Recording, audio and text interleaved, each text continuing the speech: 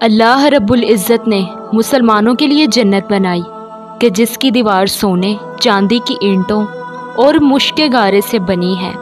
زمین زعفران اور عنبر کی ہے، کنکریوں کی جگہ موتی اور جواہرات ہیں۔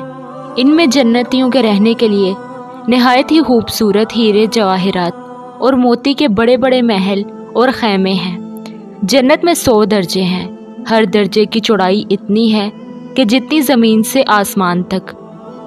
اور جنت کے دروازے اتنے چوڑے ہیں کہ ایک کے بازو سے دوسرے بازو تک تیز گھوڑا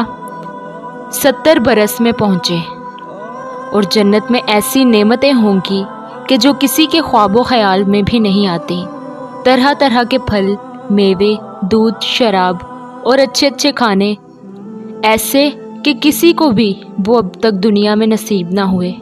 وہ جنتیوں کو دیے جائیں گے۔ اور خدمت میں ہزاروں صاف ستھرے غلمان اور محبت کے لیے سینکڑوں حوریں ملیں گی کہ جو اتنی خوبصورت ہیں کہ اگر کوئی ان میں سے دنیا کی طرف جھانکے تو اس کی چمک اور خوبصورتی سے ساری دنیا کے لوگ بے ہوش ہو جائیں۔ بس بہشت میں نہ نیند آئے گی، نہ بیماری، اور نہ ہی کوئی ڈر ہوگا، نہ ہی کبھی موت آئے گی، اور نہ ہی کسی قسم کی کوئی تکلیف ہوگی، بلکہ ہر طرح کا آرام ہوگا اور ہر خواہش پوری ہوگی۔ اور سب سے اللہ رب العزت نے اس دنیا میں ہزاروں قسم کی مخلوقات پیدا فرمائیں تاکہ انسان ان مخلوقات سے مستفید ہو اور اپنے پروردگار کا شکر گزار ہو۔ اب جب کہ حضرت انسان دنیا میں جلوہ افروز ہوا اور عالم ناپائیدار میں اللہ تعالیٰ کے احکامات کو بجا لا کر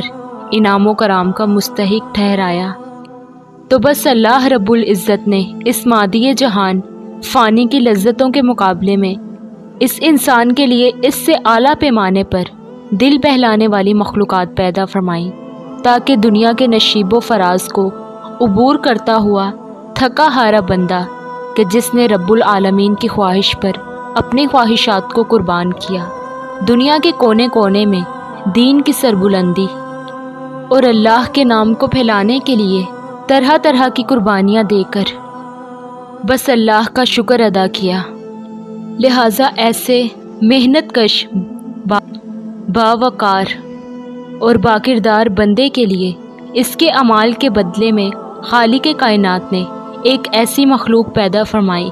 کہ جس کو دیکھ کر اس کی ساری تھکاوٹ کا کافور ہو جائے۔ لہٰذا نوجوان، نوخیز، حسین و جمیل،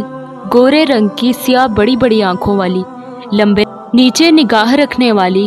شوخ نظر، شوخ و وضی، من پسند معشوقہ انداز اور پیار کرنے والی، مشک و کافور اور زعفران سے پیدا ہونے والی۔ جی ہاں، اللہ رب العزت نے اپنے نیک بندوں کے لیے جنت میں اس نیک بندے کو وہ حور بطور انعام پیش کی جائے گی۔